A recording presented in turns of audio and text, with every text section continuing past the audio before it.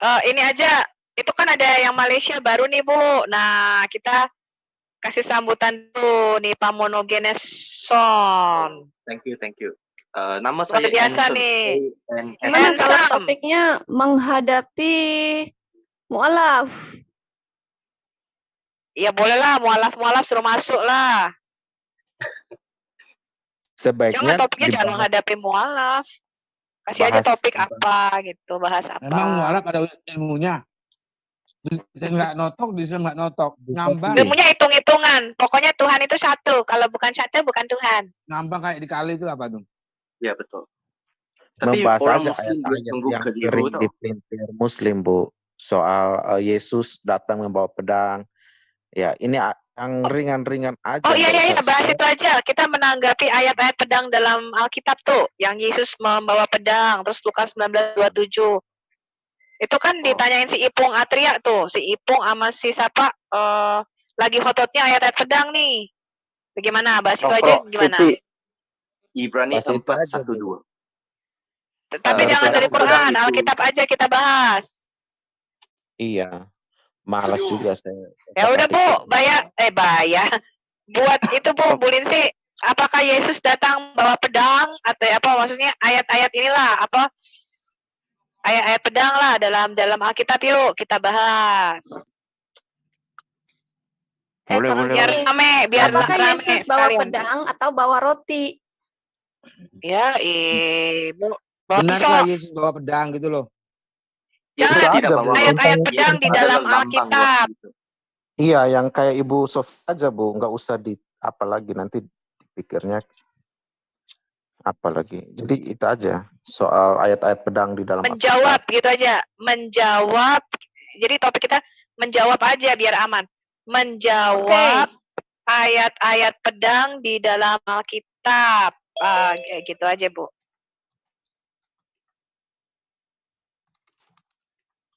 Menjawab itu loh, Ipung Atria dan Ade Armando. Weh.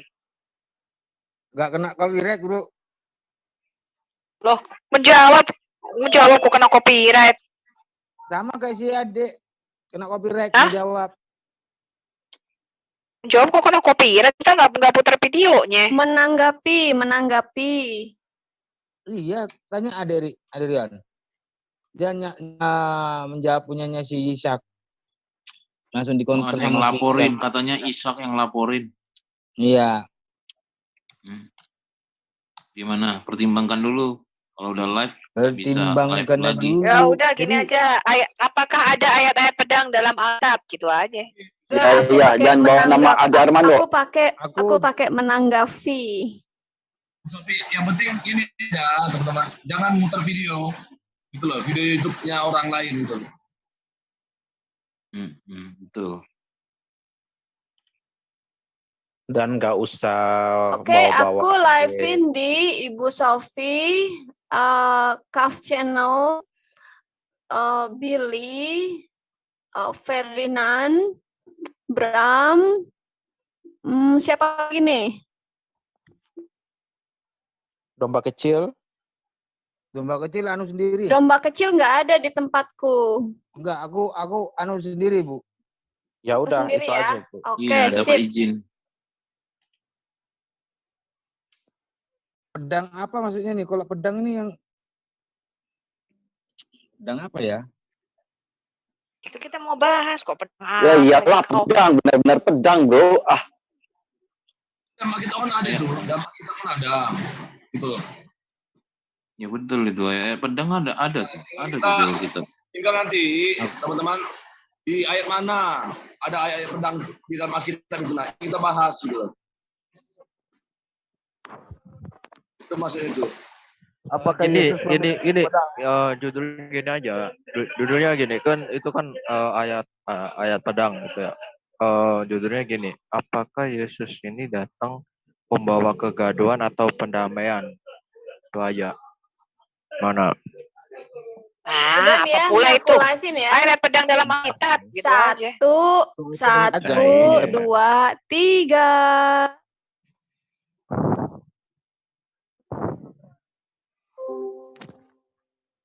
Shalom alaihim. Besem Yeshua Silakan. Mashiach, Besem Eloah Israel. Bro David. Recording stopped.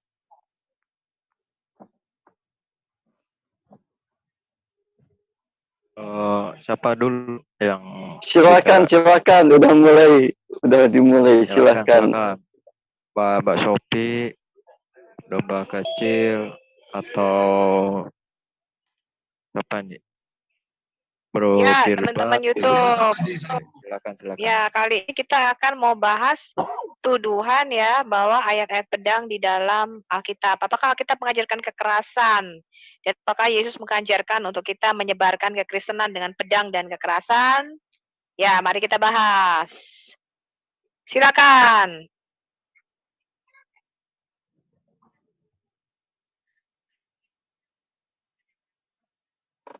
Ayo silakan. Tunjukkan mungkin dengan dalil. Coba teman-teman buka dulu di dalam Alkitab itu yang ketika Yesus mengatakan tentang pedang. Ya, Yesus datang membawa pedang. Yuk kita bahas yuk. Ya, saya screen, Pak. Saya screen. Matius 10 ya? 34. Ya, share screen. Siapa yang saya screen? Weh. Siap bang, perintah toko abang repot ini. Nggak bisa aku. Ya, Matius 10, 34, buka aja kalau ada yang bisa. Yang bisa, yang ada suaranya dijadikan co-host.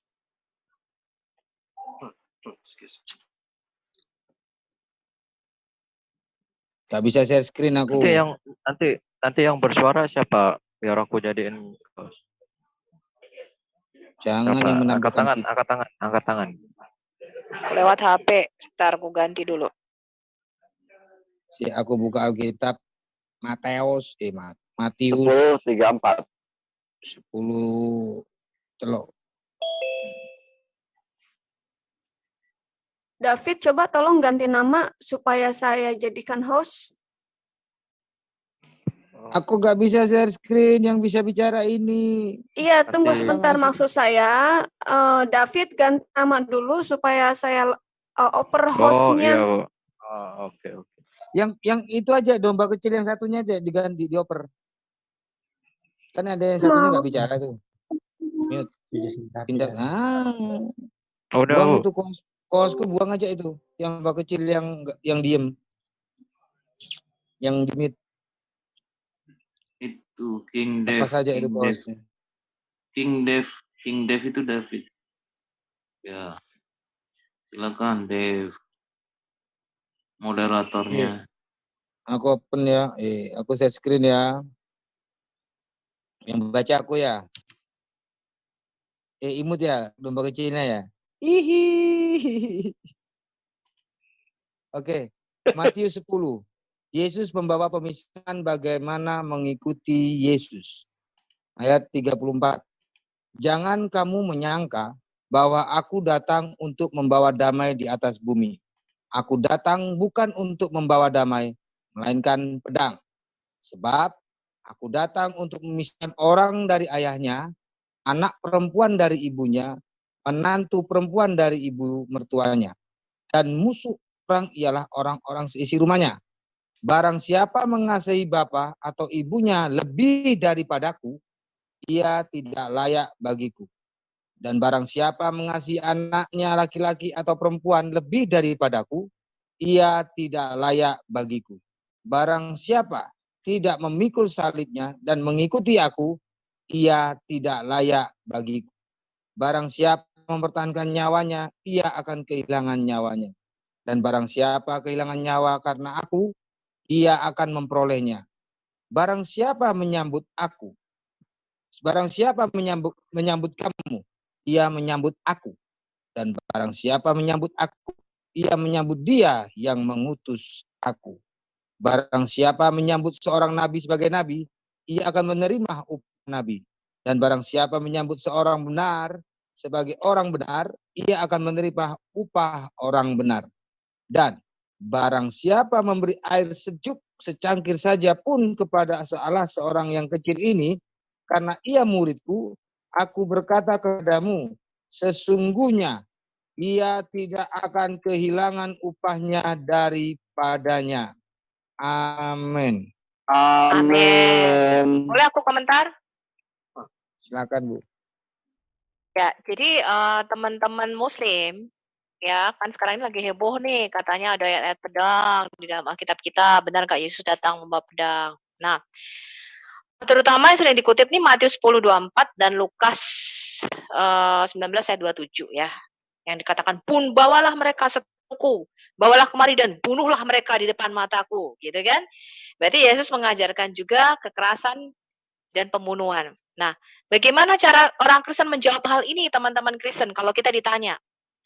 Yang pertama, orang Kristen perlu menjelaskan kepada Muslim bahwa di dalam Alkitab itu ketika kita membaca ayat-ayat di dalam Alkitab itu mempunyai 3 makna. Ingat ya, 3 makna. Yang pertama, ada yang kita sebut dengan makna literal. Artinya nggak usah diterjemahin, apa adanya dibaca. Yang kedua adalah makna simbolis. Yang ketiga adalah makna metafora. Ya. Atau perumpamaan ya. Nah, saya kasih contoh teman-teman. Contoh, kata merpati di dalam Alkitab kita. Ketika Nuh di Bahtera Nuh, dia melepaskan merpati, ya, dia melepaskan burung gagak dan merpati. Ketika dia melepaskan merpati di situ, jangan ditafsirkan macam-macam. Ini benar-benar seekor burung merpati. Itu yang artinya makna literal. Ya. Kemudian ketika Yesus mengatakan, hendaklah kamu tulus seperti merpati, tetapi cerdik, bukan licik ya. Kamu cerdik seperti ular dan tulus seperti merpati. Ini adalah makna metafora. Bahasa metafora, ngerti ya? Artinya kamu harus tulus. Ya, merpati katanya tak pernah ingkar janji kan gitu. Ya, setia pada pasangannya. Jujur gitu ya. Kalau kita burung merpati adalah lambang perdamaian, lambang ketulusan. Ya, ini makna perumpamaan. Ya, bukan berarti kita seperti burung merpati, disembelih dan digoreng. Enggak begitu. Ya, cerdik kata Tuhan, bukan licik, cerdik seperti ular. Ya.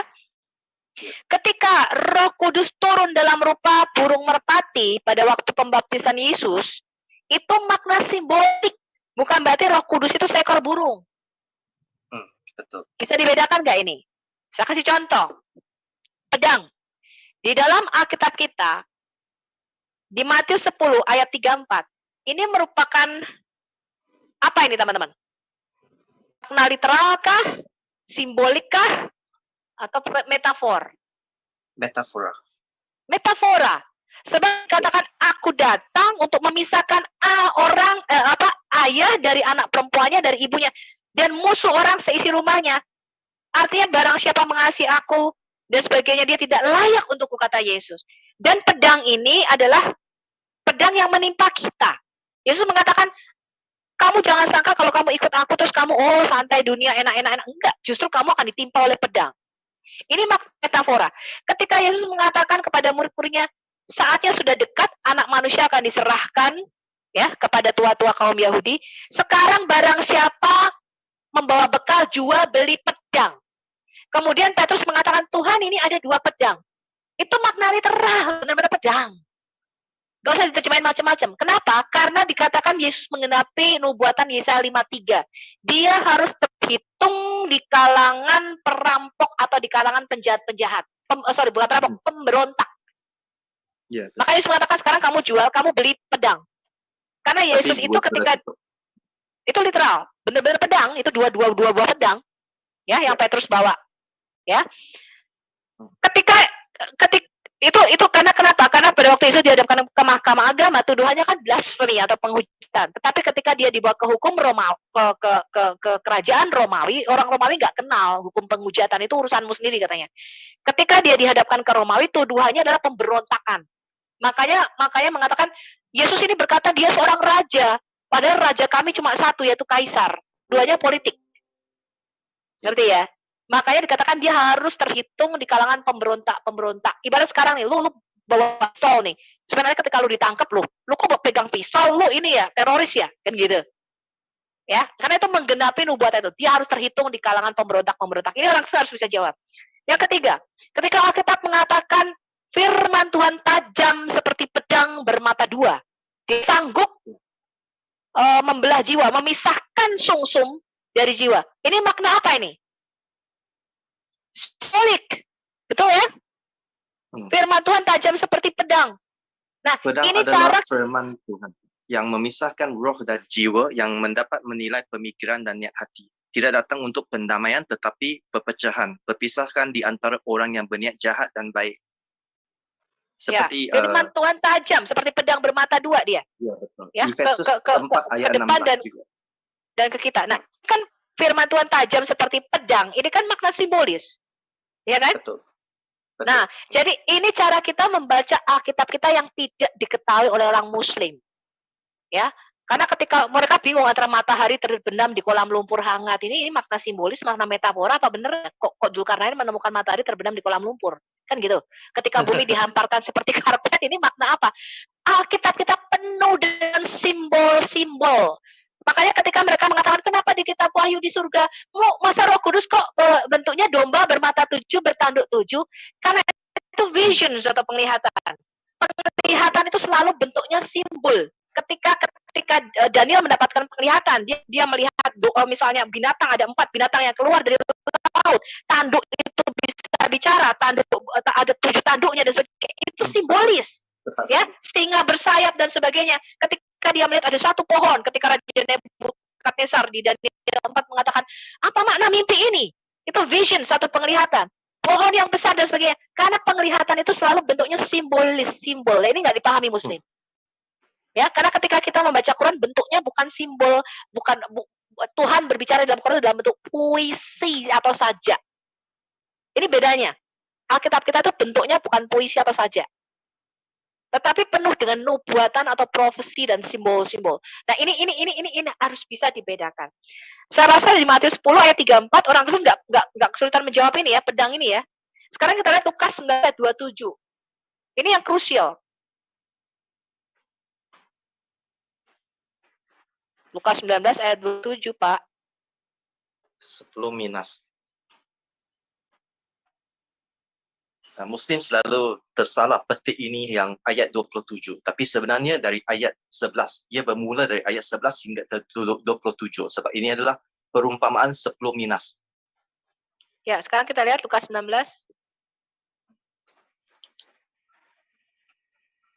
Halo. Tadi bisa paham nggak teman-teman? Bahwa di dalam Alkitab kita itu ada yang namanya makna literal, tuh jangan terjemahin macam-macam kalau lo eksegesi salah. Ya. Saya tambah sedikit boleh tak? Efesus 4 ayat 16. Dan ambil helmet keselamatan dan pedang roh yang merupakan firman Tuhan. Pedang itu adalah mouthpiece, adalah firman Tuhan yang memecahkan jiwa dan roh. Jadi berpisah di antara yang baik dan jahat. Ya, betul. Ya, itu makna simbolis. Pakailah ketopong keselamatan, pakailah pedang roh yaitu firman Tuhan, pakailah kasut kerelaan memberitakan Injil. Ya. Ini siapa sih yang buka? Lukas 19. 25 dalam Matius 25 kenapa jadi gambar? Dan 5 dari mereka orang syirik dan 5 orang bijak. Dan semua orang akan dikumpul di hadapannya dan dia akan memisah mereka satu sama lain. Apa ini? Seperti gambar memisahkan Lukas 19 dong. Lukas 19. Halo. Lukas 19. Ayat. Baca mulai perikopnya tadi sampai ayat 27 nih yang sering kali ditanyakan oleh Muslim ya. Ayat berapa perikopnya? Bentar, ini, Lukas 19. Kok uang Mina ini? Lukas 19 ayat 11, mulai baca ayat 11. Perempuan ini, uang Mina ini. Lukas 19 ayat 11. Ini toh? Perempuan tentang uang Mina. 1927. Itu 1907. Enggak, mulai dari baca kita baca dulu Lukas 19 mulai dari ayat 11 karena ayat 27 ini yang sering kali ditanyakan Muslim dan Kristen selalu nggak bisa jawab.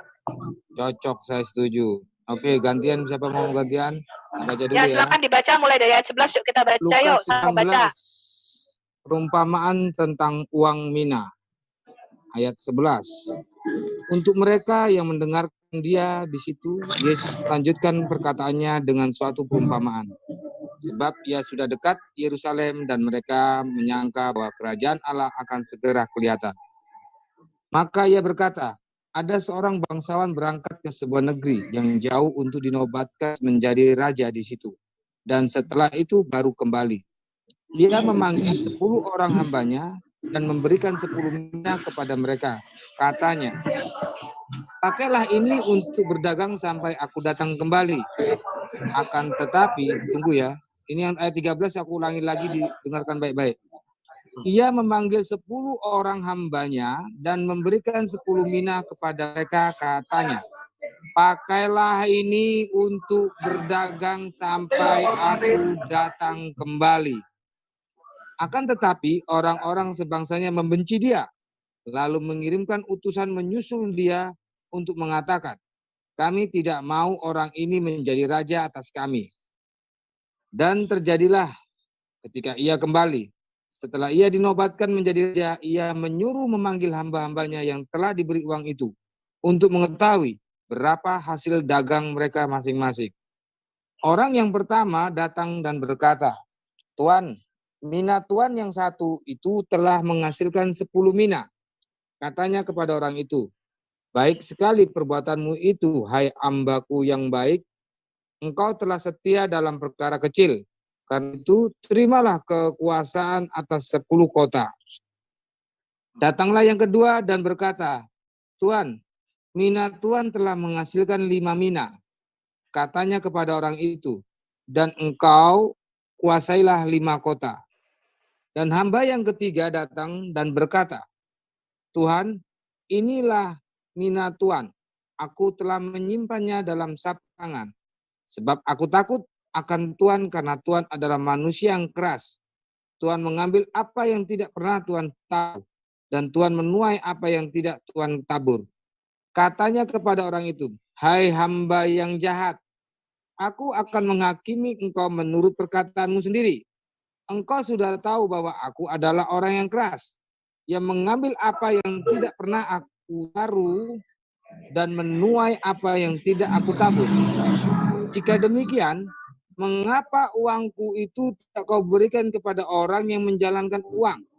Maka sekembaliku aku dapat mengambilnya serta dengan bunganya.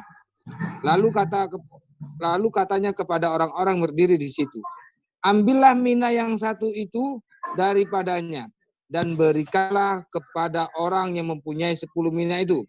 Kata mereka kepadanya, Tuan, sudah mempunyai 10 mina. Jawabnya, aku berkata kepadamu, setiap orang yang mempunyai kepadanya akan diberi, tetapi siapa yang tidak mempunyai daripadanya akan diambil juga apa yang ada padanya. Merinding gue bro. Akan tetapi semua seteru ini yang tidak suka aku menjadi rajanya, bawalah mereka kemari dan bunuhlah mereka di depan mataku. Amin. Amin. Nah, sekarang ya seteru ini adalah orang yang dipercayakan Tuhan, tapi dia tidak mengembangkan talentanya, betul nggak? Jadi dia simpen. Tuhan kasih dia kemampuan, Tuhan dia talenta. Tetapi ini makna apa teman-teman? Tadi aduh anak-anakmu nih banyak kali. Bukan aku. Anak siapa ini? Tolong host di mute itu. Oke, ini Lukas 19 ayat 27. Ketika Musa mengatakan, nih loh, Yesus mengatakan begini nih, akan tetapi semua musuhku yang tidak suka aku menjadi rajanya, bawalah mereka kembali dan bunuhlah mereka di depan mataku. Lalu bagaimana kita menjawab ini teman-teman? Saya ingin tahu bagaimana Anda menjawab hal ini. Halo. Sederhana, itu perumpamaan, itu aja kalau saya. Oke. Kalau saya mengatakan ini bukan sekedar perumpamaan tapi juga nubuatan mengenai kedatangannya yang kedua kali. Yesus mengatakan ada seorang raja, naik sebentar. Naik ke 11. Stop.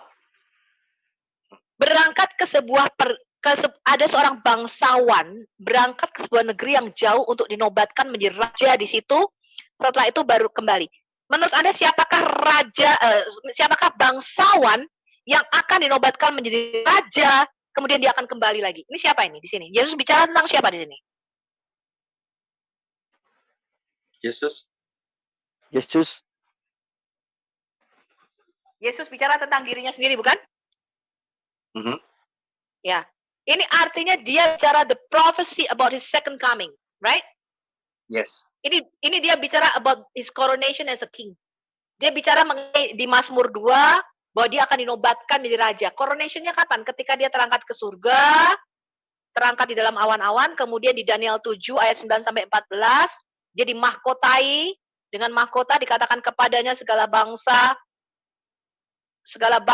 semua kerajaan, suku bangsa dan bahasa datang menyembah. Dia bicara about his coronation. Dia bicara tentang pemahkotaannya sebagai penguasa surga dan bumi. Ya, betul. Ya, dinobatkan sebagai raja, dia pergi nih. Kemudian dia baru kembali, dia akan kembali lagi. He's talking about his second coming. Ketika dia kembali lagi, teman-teman ingat, ketika Yesus kembali lagi, dia tidak datang kedua kali as a baby in a manger. Dia akan datang as a Lion of Judah. Yes. Ya, jadi kitab Wahyu dikatakan Yesus itu anak domba yang disembelih. Tapi bukan cuma anak domba yang disembelih, itu his first coming, and his second coming, he's coming as a king, as a ruler, as a judge. Ketika kedatangannya kedua kali, dalam kitab Wahyu dikatakan begini, dari mulut Yesus keluar pedang bermata dua. Dan jubahnya dicelup dengan kilangan anggur yang melambangkan darah musuhnya. Kemudian di dalam kitab Yesaya dikatakan Mesias itu jubahnya penuh dengan darah musuhnya. Dicelup dengan darah. So, jadi kita jangan menggambarkan Yesus, Yesus yang lemah. Maksudnya Yesus yang penuh kasih, semua diampuni. No. Kita itu ada dalam masa yang disebut dengan the grace period. The grace period artinya masa kasih karunia, di mana keselamatan itu dibuka lebar-lebar.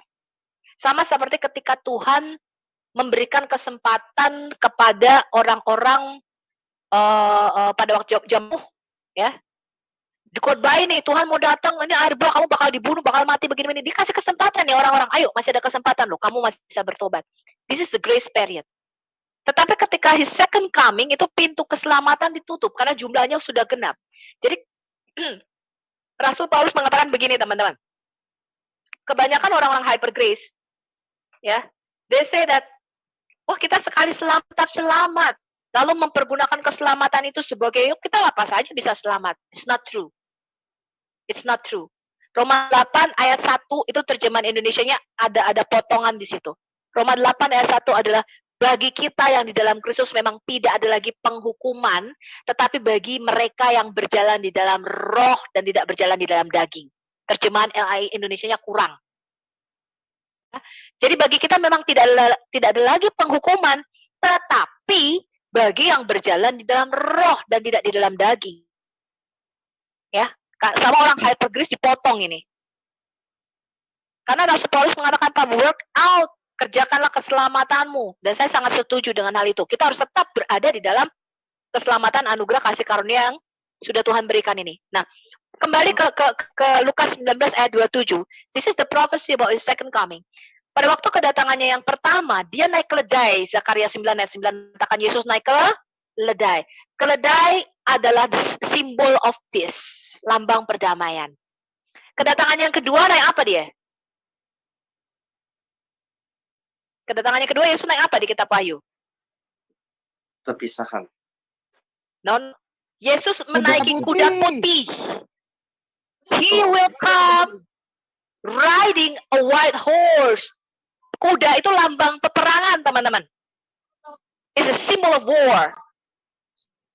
Ya, kedatangan yang pertama enggak. Zakaria 9 ayat 9. Dia datang naik keledai. His first coming, he will riding a donkey.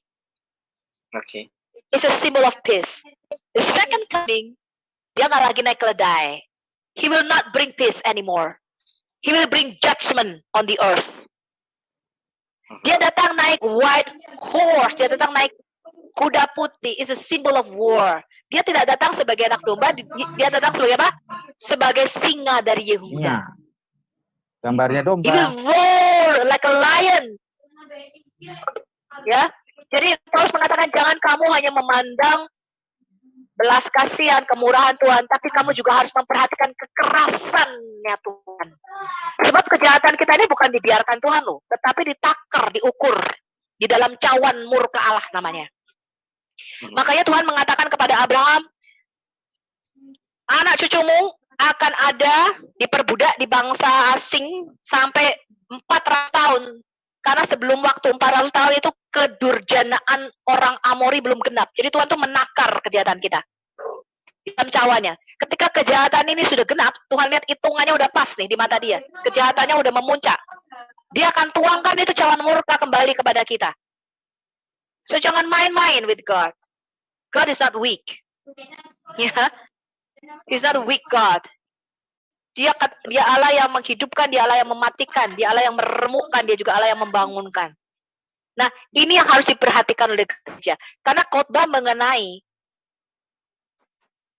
Tuhan, the wrath atau kemarahan atau cawan murka ini jarang dikhotbahkan in the church. And the church say, oh yeah, well, God is good all the time, God is good. Tetapi cawan murka Allah itu ada hitungannya, ada takernya, semua ditaker di dalam cawannya dia. Ada hitungannya. Makanya Tuhan mengatakan 400 tahun. Baru nanti bangsa Amori. Jadi Tuhan nggak menghukum semena-mena ya. Tuhan ukur, dia taker. Begitu juga dengan Sodom dan Gomora. Begitu juga dengan pada waktu zaman Bahtera Nuh. Dia taker loh. Dia tunggu ratusan tahun. Begitu dengan the grace period ini. Memang masa anugerah ini di kitab Daniel 9 itu antara kedatangan yang pertama sampai kedatangan Yesus yang kedua itu kita nggak tahu jadinya berapa lama. Daniel nggak dikasih tahu sama Daniel. Ya, itu kitab yang termetra, yang tertutup.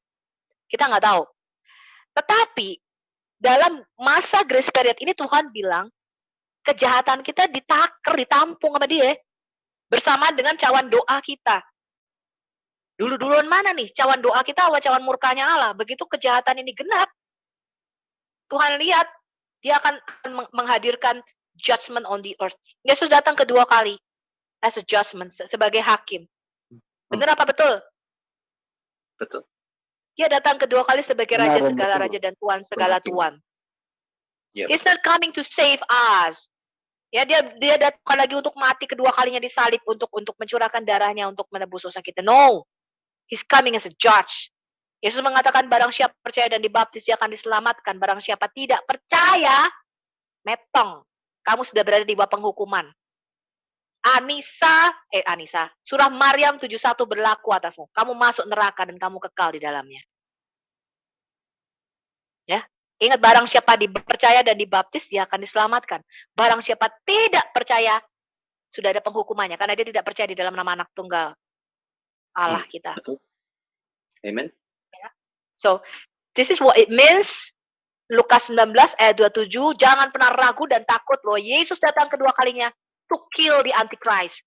Untuk membunuh semua yang menolak dia sebagai Tuhan dan Raja. Karena dia sudah kasih begitu banyak waktu, the grace period. Sampai jumlah yang genap dari bangsa-bangsa lain. Itu ditutup. Roma 11, kita ini dari beberapa batang ya, pokok zaitun asli dipatahkan sama Tuhan, artinya orang Yahudi asli dipatahkan karena ketidakpercayaan mereka. Kita dari goyim bangsa lain dicangkokkan ke dalam batang asli itu sampai jumlah yang genap bangsa-bangsa lain itu masuk. Kalau Tuhan merasa ini jumlahnya sudah genap, orang yang diselamatkan, game over, pintu keselamatan ditutup. Tidak ada lagi keselamatan pada waktu kedatangan yang kedua. So Lukas 19 ayat 27, talking about his second coming as a judge, as a ruler, as a king of kings, as the Lord of lords. And he will kill you. Ya, jubahnya akan dicelup dengan darah dan dia akan ada pedang yang keluar dari mulutnya. Dia akan datang with war, dengan tangan. Ya, jangan pernah malu-malu orang Kristen mengatakan Yesus akan datang untuk membunuh. Ya, dia Tuhan kok, yang berhak membunuh ya dia. Ya, itu as my opinion about Lukas 19 ayat 27. Silakan kalau ada mau menambahi. Ya, dekat Lukas 21 12:51. Adakah Anda berfikir bahawa saya datang untuk membawa kedamaian di bumi? Tidak. Aku memberitahu Anda tetapi perpecahan. Samalah. Dia merujuk kepada kisah yang perumpamaan itu. Kemudian dekat 25 ayat 2. Matius 25 ayat 2. Dan 5 dari mereka kurang cerdik dan 5 orang bijak. Kenapa? Sebab Matius 25 ayat 32. Dan semua bangsa akan dikumpul di hadapannya. Dan dia akan memisah mereka satu sama lain. Seperti gembala memisahkan domba dari kambing. 25:33. Dia akan meletakkan domba di sebelah kanannya dan kambing di sebelah kirinya. Kemudian kena bacalah yang seterusnya. Dia kata yang domba tu dia akan ada tempat yang telah disediakan. Ada tempat yang bagus. Lepas tu yang di kiri itu kambing-kambing akan mempunyai tempat yang pedih. Itu saja. Ya, aku tambahin dikit ya tentang pedang. Ini memang agak mencengangkan ya untuk mendengar istilah pedang gitu ya. Oke, di dalam Perjanjian Lama, yaitu di dalam Ulangan 34 boleh minta tolong di share screen. Berapa tuh? Ulangan 32. Ulangan 32. Oh, Ulangan 32 ayat 41. Sebenarnya kata pedang itu sebenarnya itu berbicara tentang penghakiman. Jadi itu Yesus atau Yeshua itu berbicara tentang penghakimannya yang kelak dia akan datang. Ulangan 32 ayat yang ke-41. Ya, dikatakan apabila Tuhan mengasah pedang ya di sini ya. Apabila aku mengasah pedangku yang berkilat-kilat dan tanganku memegang penghukuman, maka aku membalas dendam kepada lawanku dan mengadakan pembalasan kepada yang benci aku. Ya, jadi, good. Ini berhubungan dengan Lukas 19:27 tadi ya. Sambil ditekankan Bu Sofi, pedang itu simbol apa? Ya, penghakiman Allah berarti ya. Ucapan murka Allah nih. Tentang penghakiman. Nah, sedangkan di dalam Yesaya 27 ayat yang pertama, di sini dikatakan pada waktu itu Tuhan akan melaksanakan hukuman. Ayat berapa? 27. Yesaya 27 ayat 1.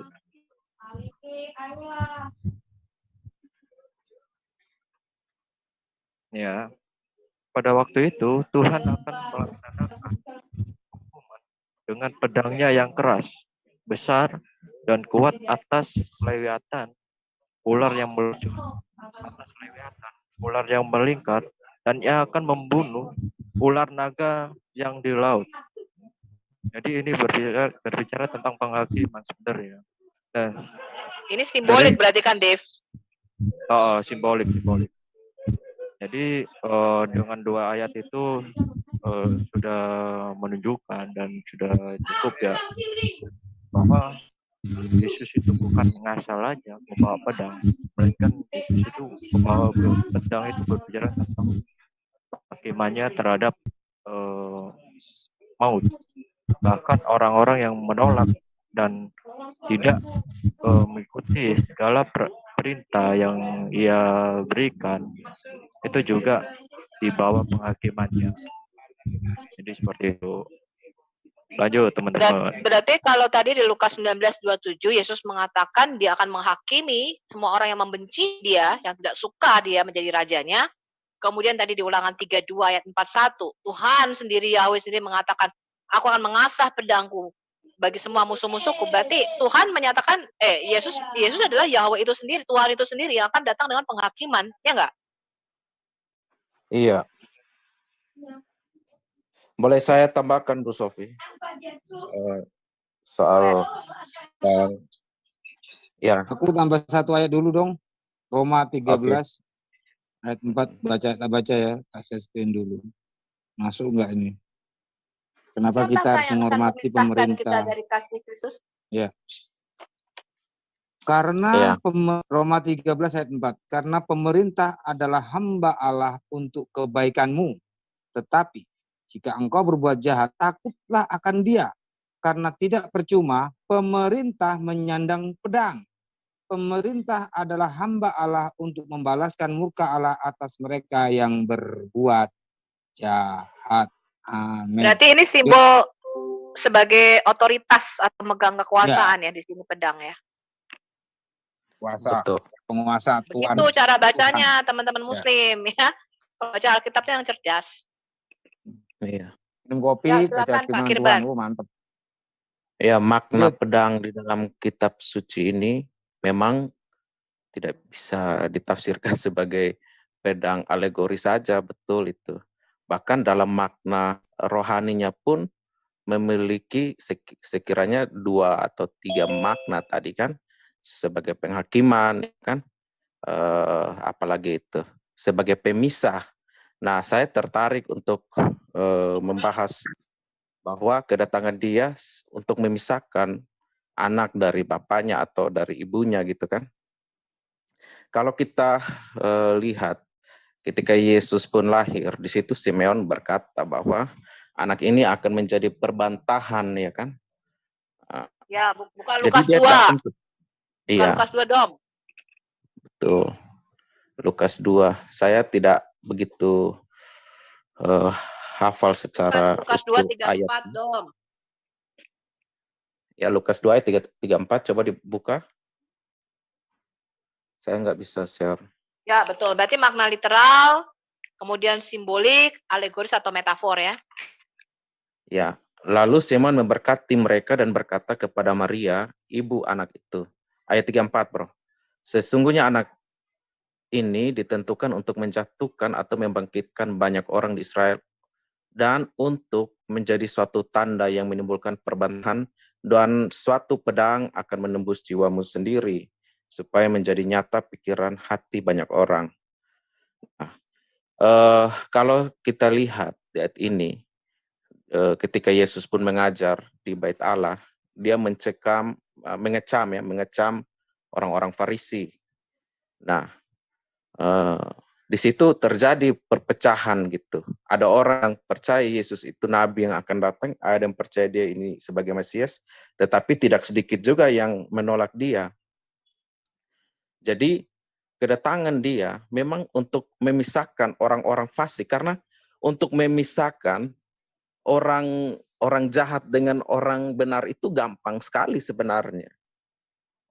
Kita dari perilaku orang luar sana kita bisa lihat kan. Penjahat yang bunuh-bunuh orang itu kita bisa tahu, oh orang ini jahat sekali. Orang baik itu kita bisa nilai. Tetapi orang fasik itu yang sulit dilihat secara kasat mata gitu. Karena apa? Karena orang bisa saja melakukan kebaikan di mata kita, kita lihat, oh dia bantu orang. Tetapi niat di dalam hati itu kan yang kita tidak tahu. Apakah dia bantu orang itu motivasinya apa?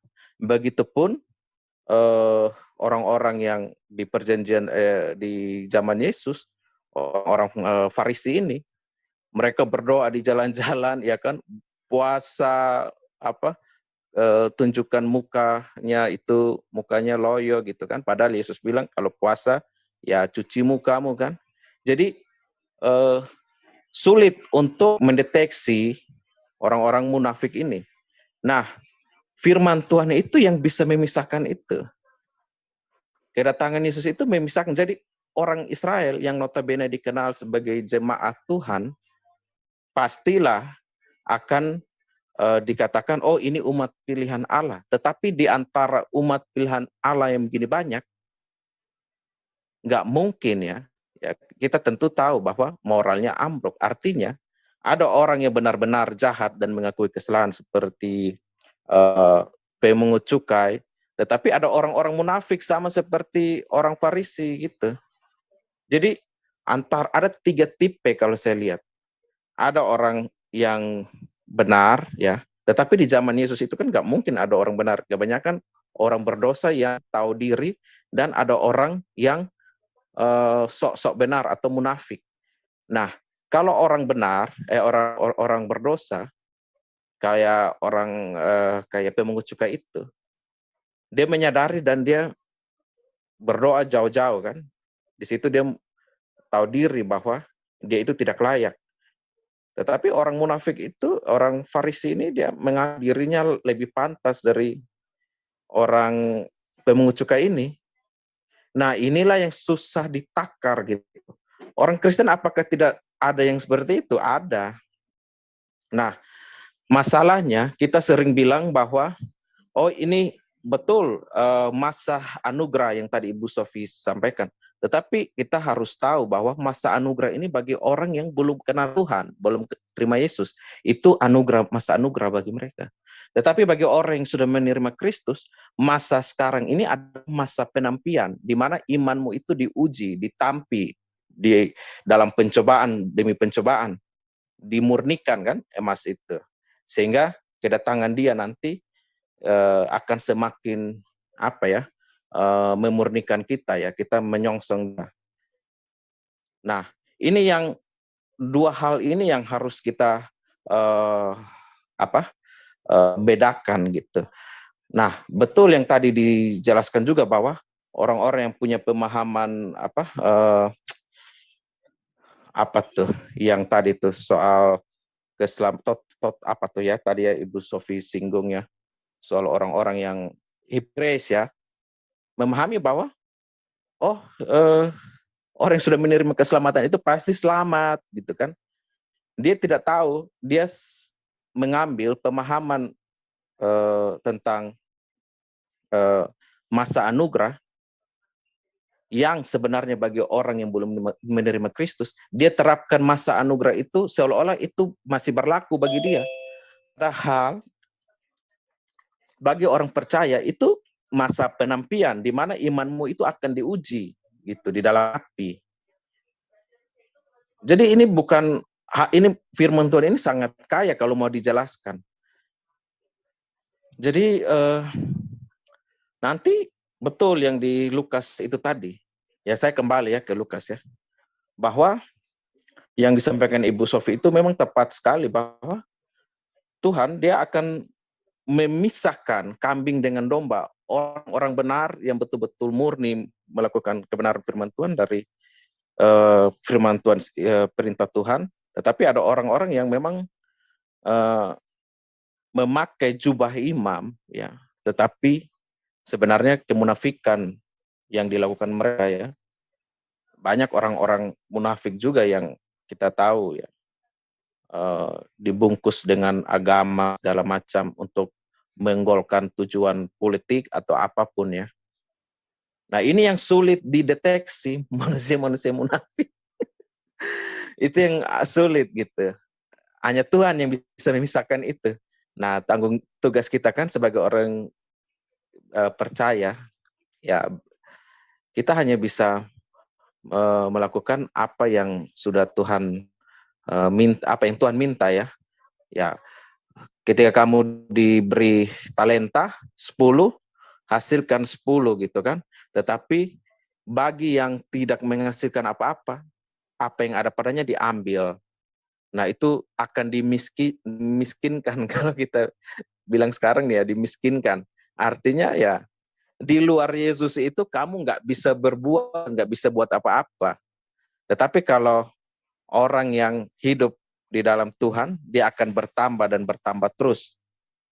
Nah, ini bukan soal hal jasmani saja, tetapi lebih daripada itu hal rohani, karena pada masa akhir, orang ketika diuji imannya, itu dia akan mempertaruhkan, dia mau mengikuti keinginan daging, mau mempertahankan apa yang dia anggap berharga seperti, oh anak ini bagi saya berharga, saya akan menyangkal iman saya karena saya nggak mau anak saya dibunuh.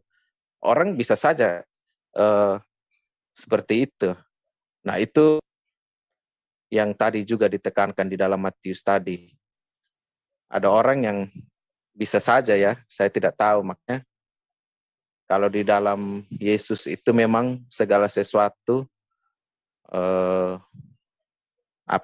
kalau kita bilang harus berdasarkan kasih kepada Dia. Mengasihi Yesus lebih daripada apapun ya, orang tua, anak, dan sebagainya. Itu aja sih, saya nggak usah panjang-panjang, silakan teman-teman lain kalau mau tambah. Oke, kalau izinkan saya namakan ya, untuk mempertegas saja, mempertegas kembali, menyegarkan kembali apa yang sudah dijelaskan oleh Bu Sofi.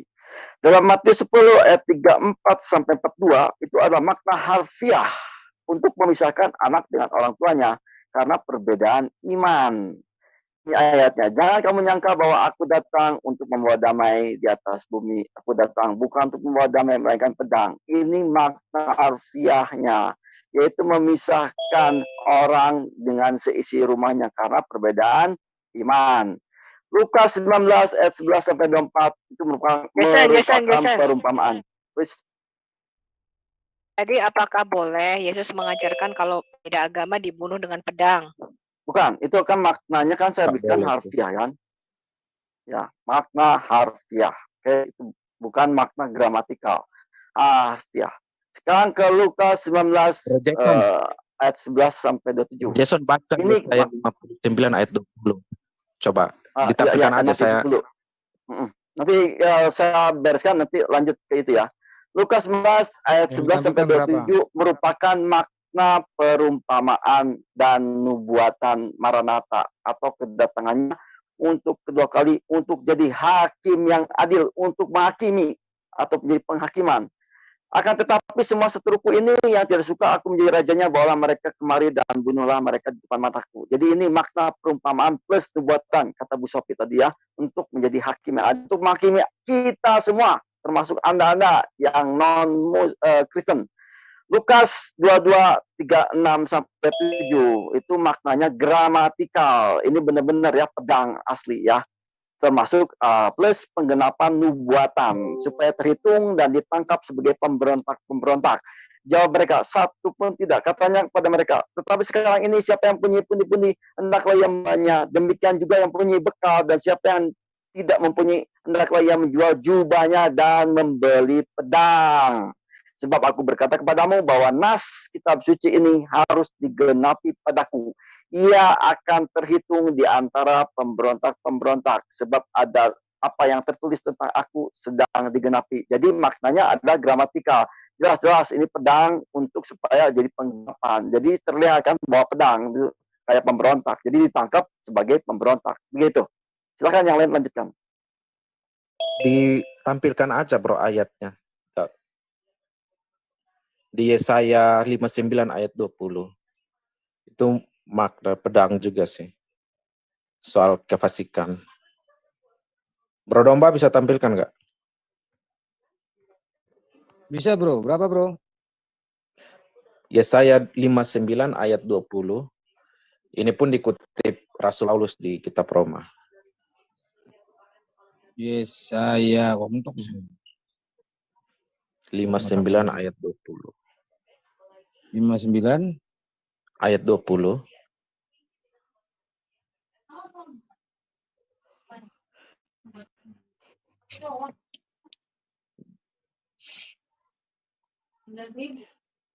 Baca bro. Duh, Miku tak matiin. Oh, hidup sih, sorry. Yesaya 59 ayat 20. Aku ganggu sebentar. Tunggu Pak. Ganggu sebentar. Sofiatul, tolong baca berita di chat. Sofiatul sama apa Christian Crusader kalau lagi nggak ngerekam. Oke. Ya, silakan lanjut. Baca bro, baca. Ya, Yesaya 59 ayat 20. Dan ia akan datang sebagai penebus untuk Sion dan untuk orang-orang Yakub yang bertobat dari pemberontakannya. Demikianlah firman Tuhan. Amin. So? Halo? Halo? Mana nih orangnya? Ya. Tuh gimana penjelasannya bro? Siapa tadi itu? Halo, selamat malam. Bro Kirbat, bentar Ruslan, bentar. Iya, bentar lagi selesai. Bentar ya. Ya enggak, bentar lagi selesai. Lagi renungan, Pak. Kirbat, silakan. Iya, bro. Gimana? Yesaya 59 ayat 20 tadi itu mengenai apa? Kalau boleh tahu silakan jelasin. Makasih. Oke, itu kalau kita lihat dari situ pun Rasul Paulus ya mengambil ayat itu dan menuliskannya kepada mengirim suratnya ke Roma ya. Dengan jalan demikian seluruh Israel akan diselamatkan seperti ada tertulis, dari Sion akan datang penebus, ia akan menyingkirkan segala kefasikan daripada Yakub. Inilah yang tadi saya jelaskan soal Yesus itu dia datang untuk memisahkan orang-orang yang fasik dengan orang-orang yang betul-betul yang berdosa yang mau hidup kembali kepada kebenaran. Nah, jadi orang-orang yang fasik itu, mereka itu terlihat rohani, tampilan luar, ya kan? Tapi fasik itu kan menunjukkan bahwa dalam hatinya itu dia tidak terima kebenaran. Nah, inilah yang lebih ya, kalau saya lihat, lebih sulit untuk mendeteksi ini. Kalau saudara melihat orang membunuh dan orang berbuat baik, kita bisa bedakan hitam dan putih itu gampang, mudah sekali bagi kita itu membedakan hitam dan putih. Tetapi untuk untuk melihat yang abu-abu itu sulit, bro. Hal yang abu-abu itu sulit, kita nggak tahu nih dia ini hitam atau putih. Nah, ini orang munafik ini pun ditegur di dalam kitab Wahyu itu di jemaat apa tuh, saya lupa. Kepada jemaat apa ya itu perkataan roh itu dikatakan bahwa sekiranya engkau tidak dingin maupun tidak panas ya tidak suam-suam kuku ya, kalau panas ya panas gitu kan, dingin gitu, jangan kalau jahat dia jahat gitu, atau baik ya baik gitu kan. Tetapi orang-orang munafik itu lebih berbahaya. Orang-orang yang jahat itu kalau dia ditegur Tuhan atau dia ditempa oleh manusia, dia bisa saat itu dia tobat dari kejahatannya. Ya kan? Jadi orang-orang munafik dia pura-pura baik, siapa yang tahu dia jahat itu? Dia bisa jadi aktor intelektual, bahkan orang-orang munafik itu yang mengajarkan di rumah-rumah ibadat yang bisa kita lihat kan.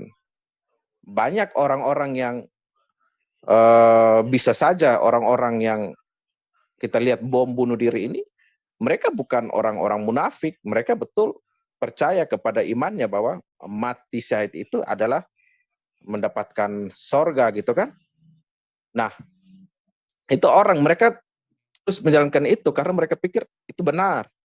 Tetapi ada orang-orang yang kita tahu, aktor intelektual itu, dia tahu ini jahat, ini bisa saja menghancurkan banyak orang kan, bahkan sesama imannya gitu. Tetapi itu dia lakukan dan dia tidak pernah ditangkap. Orang mencarinya yang pelaku yang pengerusakan, pemboman ini. Tetapi yang punya ide itu susah. Nah, begitu pula kalau saya kaitkan pada perjanjian baru, orang-orang imam-imam itu, farisi-farisi itu, mereka itu otak intelektualnya kan, yang menginginkan Yesus itu disalibkan. Jadi Yesus datang mengorbankan dirinya bagi orang yang mengharapkan keselamatan. Kalau kita lihat Yakub itu ketika dia memberkati anak-anak di ayat 18 itu, kalau nggak salah ayat 10 ya, ayat 18 ya, dikatakan bahwa aku menantikan keselamatan daripada Tuhan. Nah,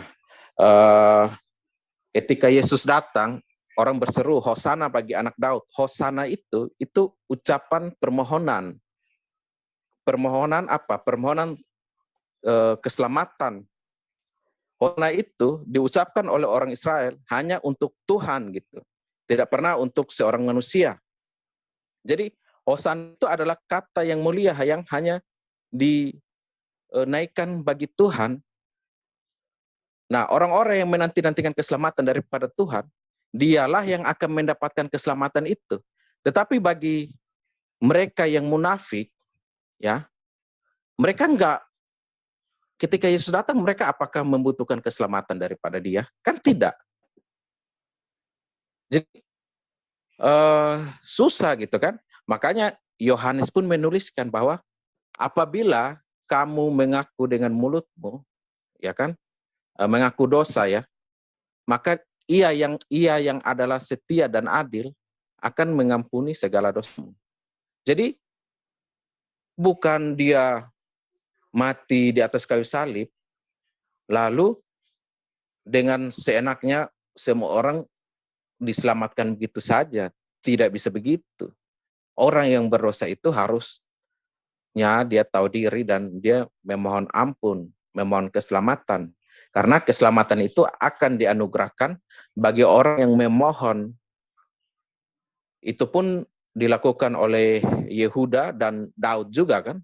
Daud berbuat kesalahan, ditegur, dan dia bertobat. Bahkan di dalam Mazmur 23 kalau tidak salah, di situ Daud menantikan keselamatan kalau nggak salah ya, di Mazmur 23.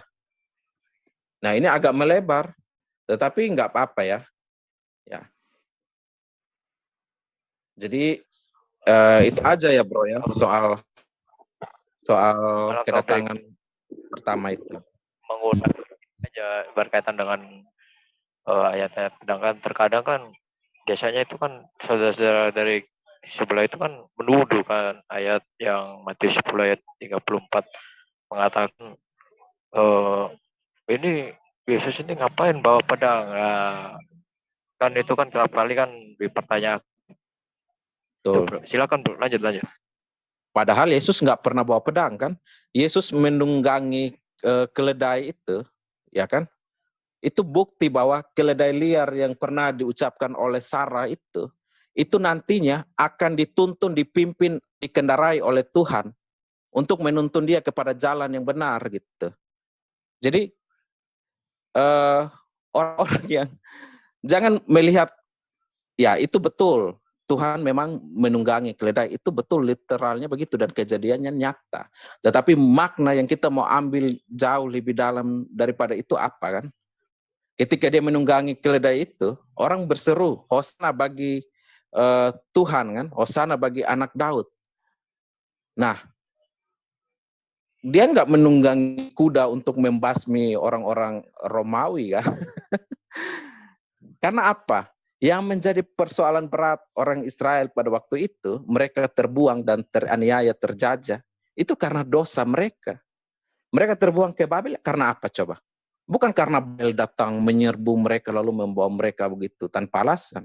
Tetapi ketika Israel menyembah Allah-Allah lain, disitulah Tuhan pakai Babel untuk menghajar mereka. Nah, pertanyaannya, kalau kamu mau bebas dari penderitaan dari penjajahan, apa yang harus diselesaikan?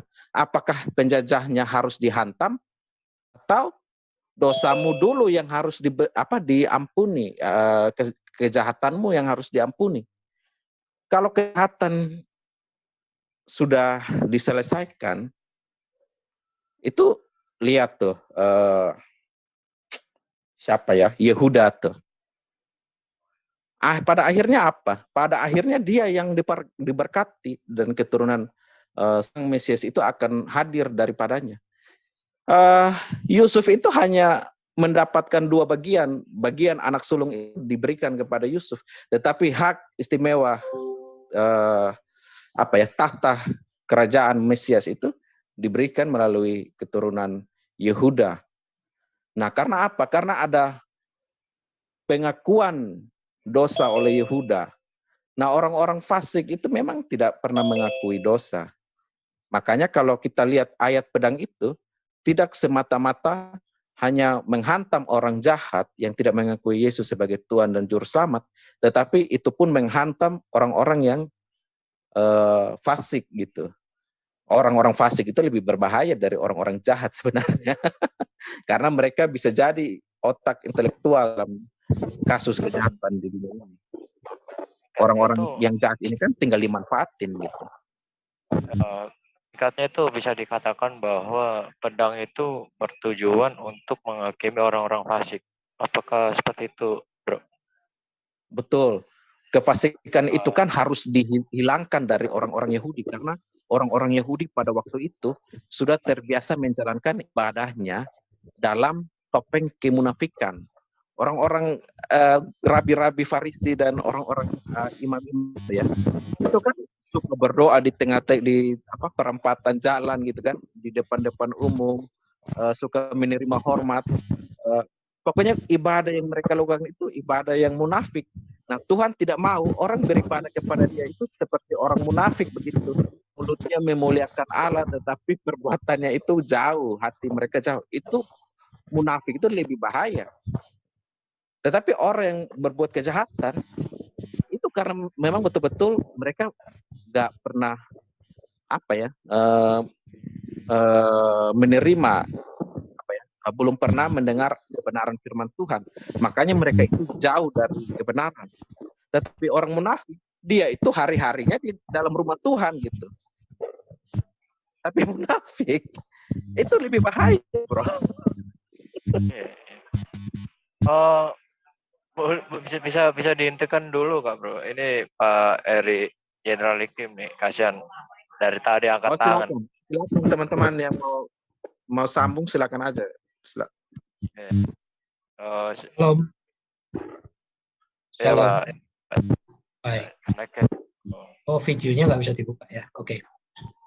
Saya fokus di ini ya, judulnya sangat menarik. Jadi saya kebetulan nengok channelnya Ibu Sofiatul, menarik nih. Jadi menanggapi ayat-ayat pedang ya. Nah, ini yang baru saja viral yang Adi Armando itu, kalau tidak hati kita bisa salah paham juga ya dengan Adi Armando, walaupun komunikasinya dia itu secara implisit juga membahayakan sekali, mengutip 3 ayat Alkitab. Maka dari itu di judul di IKIM saya sebut logika tersesat temannya Adi Armando. Jadi temannya Adi Armando itu mu'alaf, murtad dari Kristen jadi mu'alaf karena ada 3 ayat Alkitab yang dibacakan Adi Armando di Cokro TV. Yang bener Pak? Iya betul, di channel IKIM ada.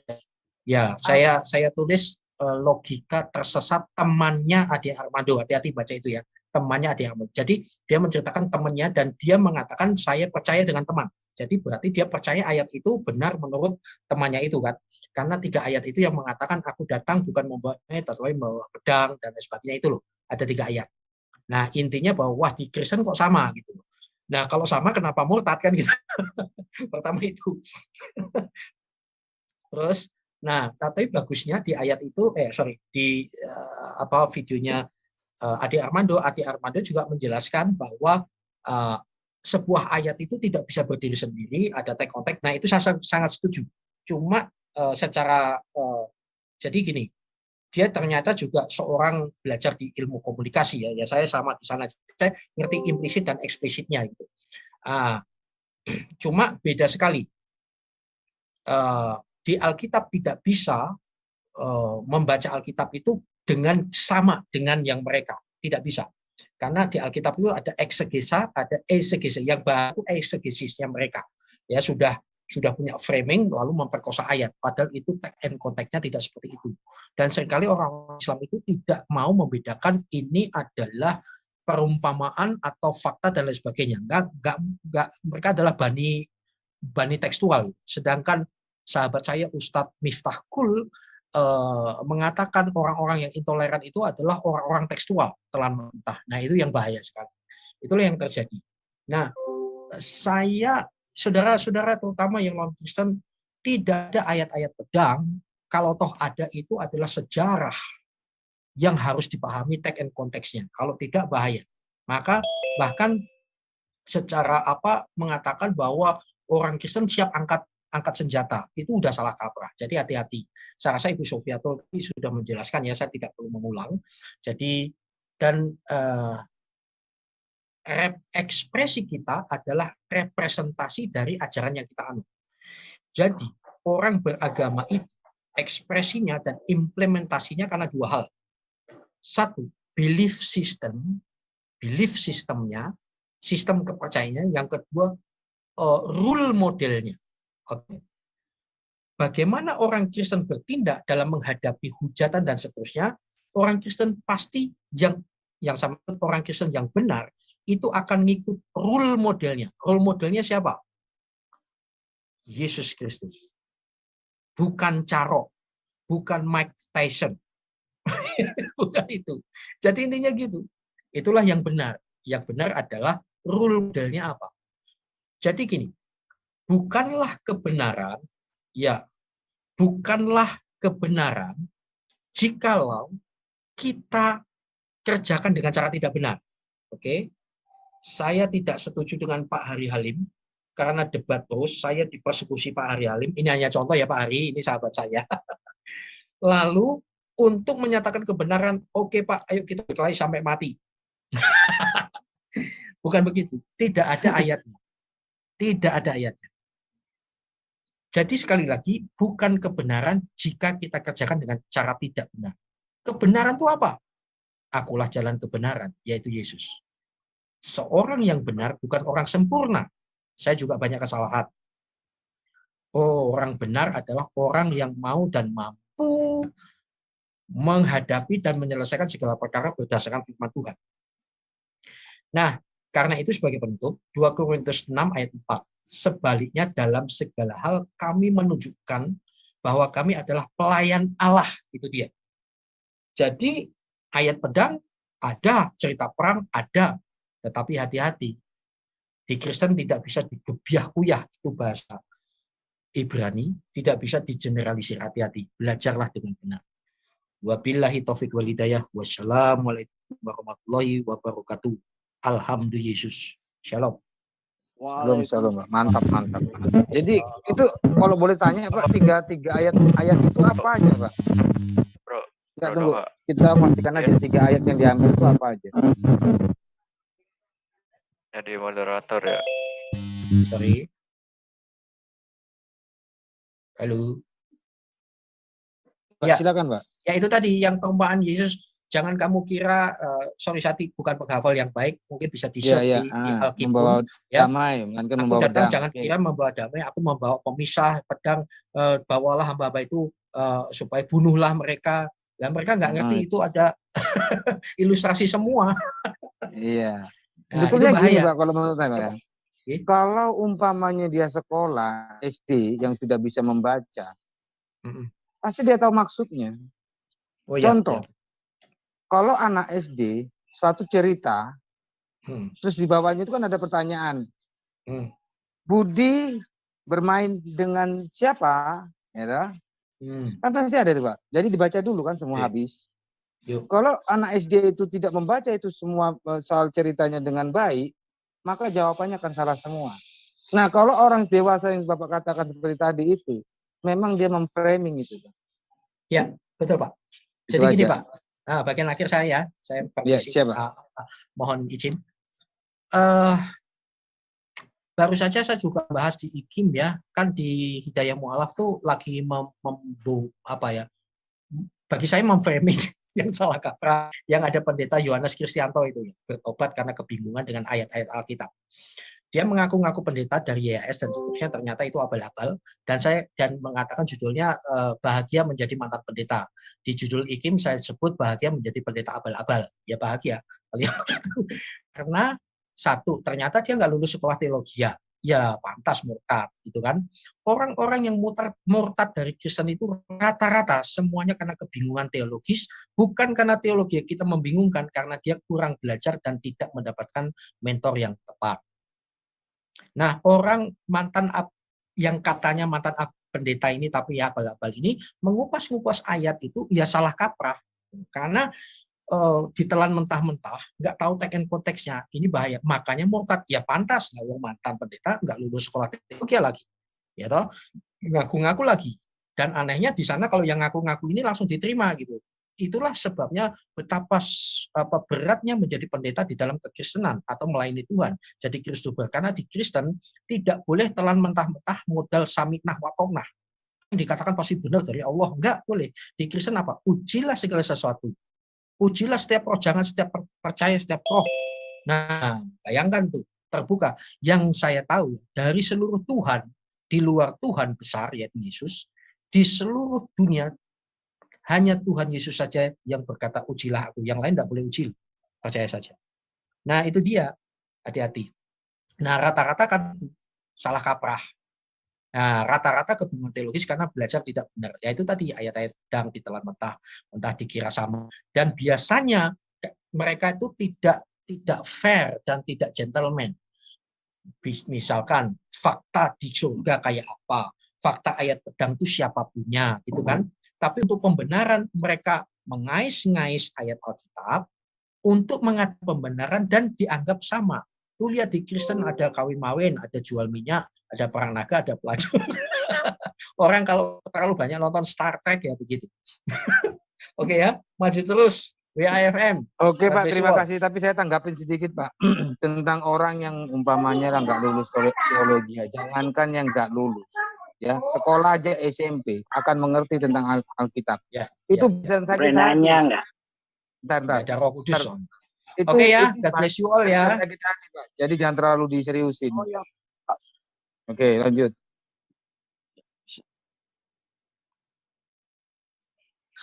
Boleh nanya nggak? Lanjut. Oh, silakan Pak Dani. Oh ini tunggu dulu, udah selesai nih ya. Pesan ini kita udah selesai. Yang lain dulu. Putus bro. Sebaiknya komitmen ya, sudah ada yang raise hand. Ada yang mau nambahin lain. Iya itu. Yang raise Pak Grace lagi dah. Lanjut Pak. Shalom. Alayhim shalom. Pak Grace dipersilakan. Grace Ruth yang raise hand mau bicara, silakan. Ya, terima kasih atas kesempatannya. Suara saya kedengaran ya? Kedengaran Pak, silakan. Oke, baik. Begini, pertama kalinya untuk ini, dalam hal ini saya berterima kasih dan bersyukur kepada Tuhan sih sebenarnya. Bahwa mereka yang awalnya menolak kekristenan ini menjadi seorang apologet yang luar biasa. Saya bersyukur bahwa saudara-saudara kita yang awalnya menolak ini ada berkumpul dalam sebuah kebersamaan seperti ini. Yang kedua sebenarnya saya perlu menekankan kehati-hatian. Jadi dalam hal ini percakapan-percakapan kita tentang memaknai Alkitab dalam konteks perspektif pribadi ini harus berhati-hati. Itu saja karena saya pikir para pendengar kita mohon saya sampaikan aja bahwa yang kita bicarakan di sini bukan sebuah kebenaran dalam arti mutlak ya. Ini hanya pandangan pribadi. Sehingga ketika ada ayat yang harus kita kisahkan atau kita harus narasikan atau kita deskripsikan artinya, yaitu maksudnya kita harus dengan bijak dan penuh hikmat untuk menerima dan menangkap juga seperti itu. Nah, selanjutnya yang ketiga tadi saya dengar Pak Ikim, Pak siapa? Jenderal Ikim ya. Mungkin kalau saya ya Pak Heri ya. Nah, untuk yang kalau Pak Heri sih menurut saya sih gini, untuk hal-hal yang bersifat kayak Pak siapa ini? Yang dosen UI ini, dosen komunikasi. Pak Ade Armando. Pak Ade Armando. Pak Ade Armando kan itu termasuk salah seorang tokoh politik. Untuk hal-hal yang berhubungan dengan hal-hal yang berbau politik, ya nggak usah kita bawa ke ranah ini. Karena apalagi berita yang digembar-gemborkan itu kan belum tentu A1. Masih bisa faktor kebencian dari pihak sebelah yang menginginkan kebencian pada satu sisi, sehingga informasi-informasi yang tidak akurat atau apa bisa menyulut orang-orang yang memiliki cara nalar terlalu singkat atau pendek sehingga mudah menerima segala informasi itu dengan sangat cepat gitu. Itu saja sih maksud saya. Nanti Pak, saya tanggapi, kita tidak ya, bicara tentang politik, tetapi kita ada hak jawab sebagai apologet dalam hal iman. Kita bicara tentang iman, Pak, tidak tentang politik. Itu saja penegasannya. iya maksudnya gini. Maksudnya gini, itu apa yang diungkapkan Bapak tadi itu kan tentang Pak Ade Armando, kan nggak boleh kita serta-merta menerima sebagai sebuah kebenaran juga. Dan untuk menggiring sebuah opini ke dalam percakapan apologetik seperti ini kan tidak elok lah. Apakah nanti kenyataannya temannya berhasil menyesatkan, benar-benar menyesatkan domba menjadi ini, jadi kambingnya, itu urusan beliau sebenarnya. Maksud saya jangan memframing hal-hal gitu, karena dalam hal ini kita memiliki dua kemungkinan. Kemungkinan pertama itu benar, kemungkinan kedua itu salah, hanya untuk sekedar meningkatkan rasa benci atau kemarahan gitu. Sebentar Pak, kita harus tanggapi, kita tidak membawa sampai ke situ, itu hanya sebagai sekilas info. Jadi yang poin pentingnya kita menjawab tentang ya kita penafsiran kekristenan untuk hal-hal yang telah disampaikan oleh Pak Ade Armando begitu. Jadi kita tidak mengkaitkan tentang tadi, itu mungkin sekelas info aja. Kita jangan terlalu ada salah dalam hal cara tafsir saja Pak. Silakan Pak lanjut. Iya, ayat baik-baik. Yang saya garis bawah itu aja tadi, bahwa dalam hal ini sebagai orang-orang Kristen, kita sebagai orang-orang Kristen yang percaya, ya bahwa kita perdengarkan kepada siapapun mendengarkan channel YouTube atau Zoom ini kan harus memahami dan menyadari bahwa pandangan-pandangan penafsiran kita tentang Alkitab atau ayat-ayat dalam Alkitab itu bersifat pribadi. Tidak mengikat karena kita tidak memiliki, jujur aja Pak, saya seorang Katolik. Dalam Katolik itu ada namanya istilah magisterium. Saya boleh memahami, menanggapi sebuah ayat, tapi bukan menjadi sebuah kebenaran. Itu dalam perspektif pribadi. Kekhawatiran saya, apabila kita menangkap informasi-informasi yang bersifat pengajaran-pengajaran Alkitab seperti ini dengan ayat-ayat ini, terus menerima itu sebagai kebenaran. Saya ingatkan kepada pendengar kita aja gitu. Tidak apa-apa, dalam diskusi-diskusi tidak masalah. Kita senang kok bisa berbagi pengetahuan, pemahaman tentang Alkitab, itu tidak masalah. Cuma ya memang harus orang-orang di luar sana harus paham bahwa ini persepsi atau pandangan pribadi. Bukan berarti ini apa yang kita bicarakan di sini adalah sebuah kebenaran dan tafsir yang benar. Gitu. Oke, Pak Hari Halim, tolong diklarifikasi bagaimana ceritanya. Bapak mungkin Pak Grace ini bilang Bapak mencoba mendengar, tidak ada bukti gitu loh. Silakan Pak.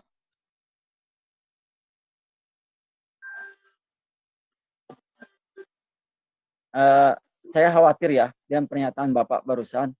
Kita di sini sesuai dengan rule-nya kita dalam hal berhermeneutik atau menafsir. Jadi kita bukan abal-abal dalam menafsir. Ini bukan maksudnya subjektif, ini benar-benar objektif.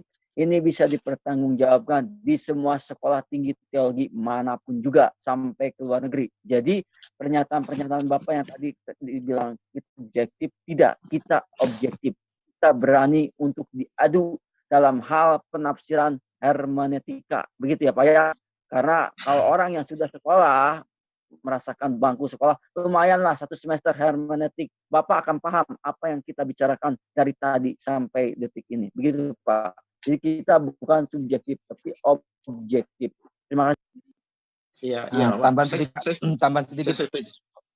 Enggak, tambahan sedikit Pak ya. Jadi kami buka topik ini untuk menjawab tuduhan sebetulnya Pak.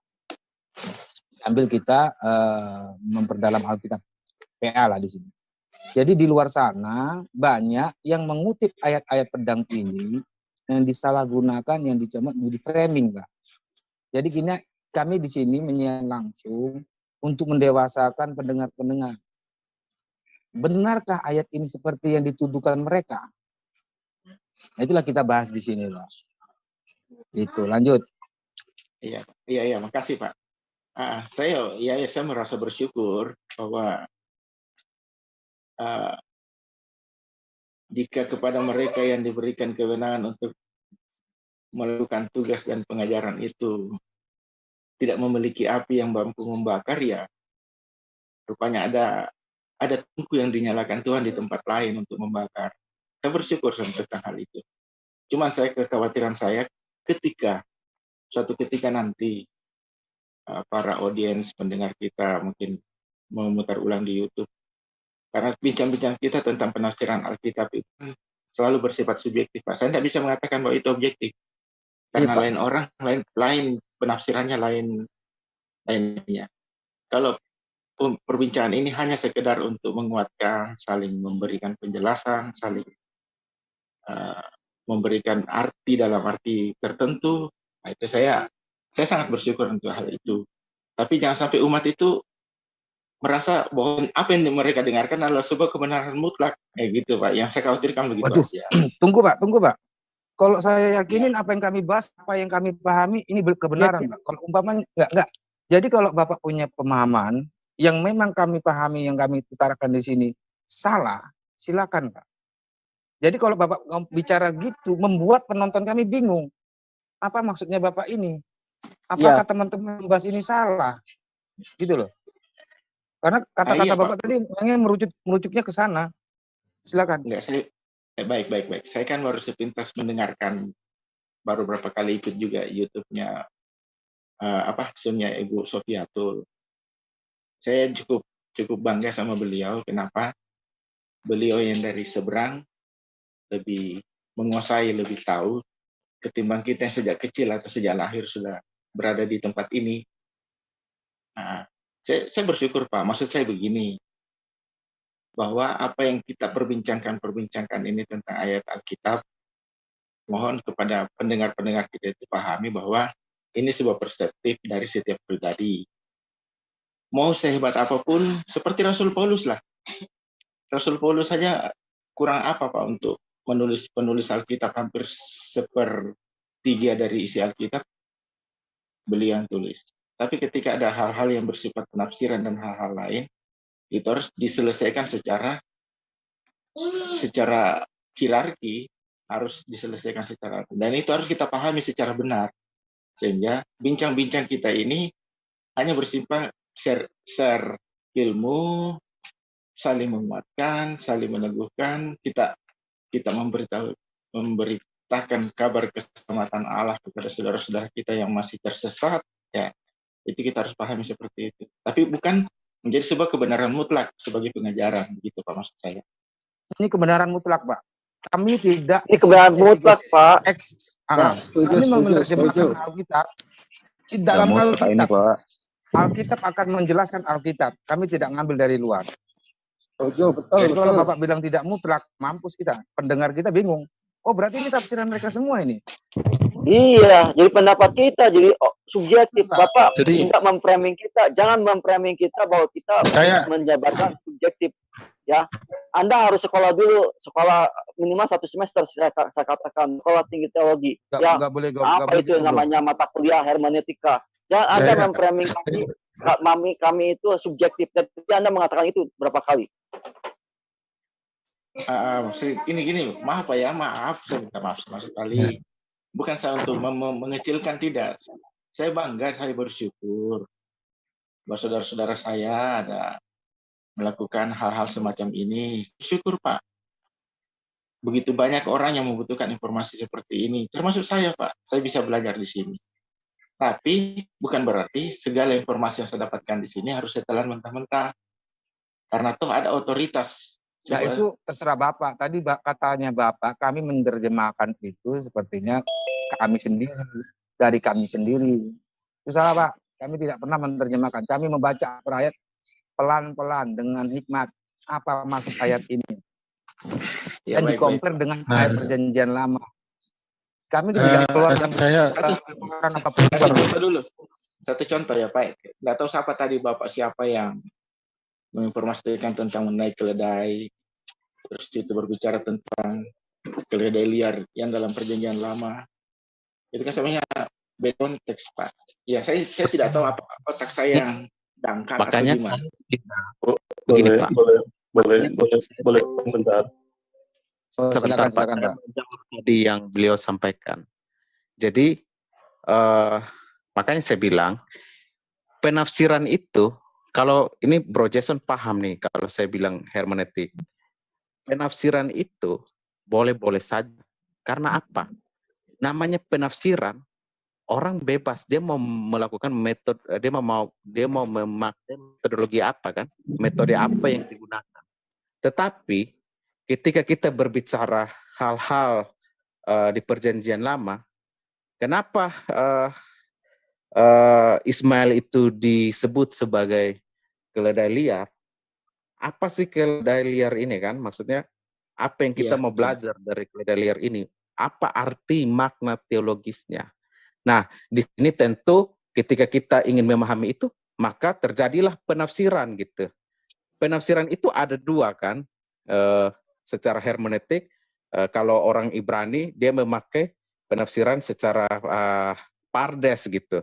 Tetapi metodologi atau langkah-langkah yang digunakan itu sebenarnya mirip, hanya memang satu menggunakan pendekatan Ibrani soal latar belakang budayanya pun kuat gitu.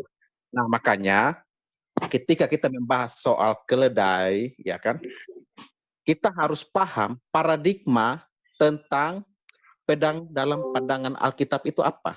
Sudut pandang Alkitab dalam membahas pedang itu apa. Jangan kita memakai paradigma dari luar untuk kita menjelaskan Alkitab. Contoh, ketika kita menjelaskan tentang Yesus membawa pedang, orang Muslim dia pakai paradigma Al-Quran ya untuk menjelaskan pedang di ayat Alkitab.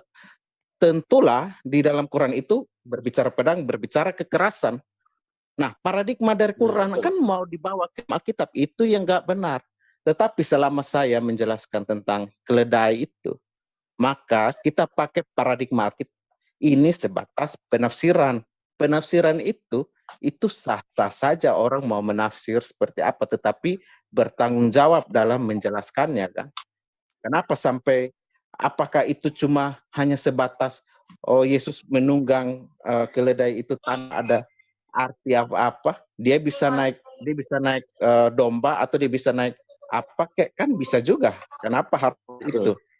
Nah, itu dipahami sebagai makna simbolis, Pak, ya. Pak Grassroots, kalau saya nggak salah tangkap, maksudnya Bapak itu kan supaya ada institusi resmi yang menjawab begitu ya, Pak, ya? Dan bukan, kita dirasa kurang resmi begitu ya? Bukan Pak, begitu maksud saya. Maksud saya gini, saya hanya ingin sekedar mengingatkan kepada saudara-saudara saya yang Kristiani lainnya, bahwa ketika kita mendengarkan bincang-bincang Alkitabiah, kita share-share pemahaman kita tentang Alkitab, itu tolong dimaknai, diterima secara baik, secara akal sehat, secara jangan serta-merta ketika kita berbicara hal-hal semacam ini tiba-tiba sudah menganggap itu hal sebagai hal yang benar, lantas kita menelannya mentah-mentah. Seperti itu. Itu yang saya ingatkan kepada pendengar kita saja. Oke, baik Pak. Saran kami terima. Terima kasih banyak untuk sarannya. Ya betul. Makasih ya Pak ya. Karena memang kita di sini pun sifatnya diskusi. Nggak ada yang mau menunjukkan diri terkadang lebih begini, untuk sekedar tidak salah paham, bahwa penjelasan-penjelasan tertentu, misalkan yang dijelaskan oleh Ibu Sofiatul, Pak Erben, yang menggunakan benar-benar data, ini adalah penjelasan standar. Standar yang sudah ditetapkan dan juga yang sudah disetujui oleh Kristen yang pada umumnya. Nah, beda kalau misalkan dalam suatu kasus kita ditanya berpendapat. Nah, kalau berpendapat sih bisa benar, bisa mengikuti standar, juga bisa menurut pemahaman masing-masing.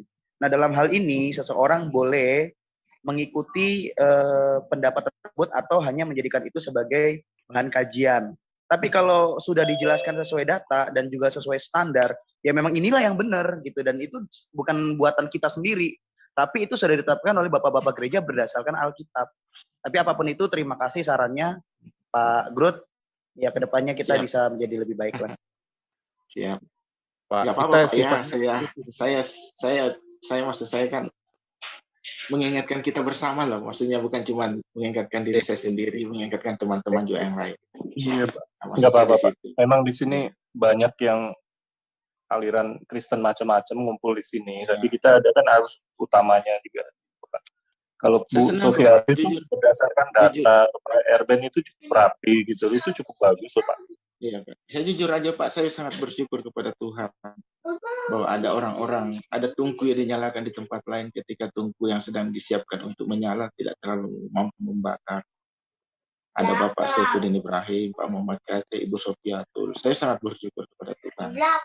Cuman itu saja yang saya ingatkan tadi sama teman-teman kita yang ini, bahwa pengajaran-pengajaran yang perbincangan kita tentang Alkitab itu tolong jangan diterima secara mentah-mentah, karena ini bersifat bincang ini kita tidak memiliki otoritas untuk memutlakkan penafsiran itu sebagai sebuah kebenaran. Jadi kita harus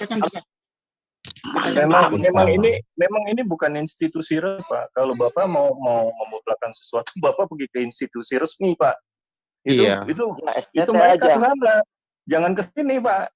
Kita di sini membagi Alkitab gitu loh, dan pandangan yang mencari pandangan yang benar bagaimana, yang sesuai data, sejarah gitu, itu bagaimana, itu kita di sini. Kalau Bapak mau cari yang mutlak-mutlak, Bapak ke institusi gitu loh Pak.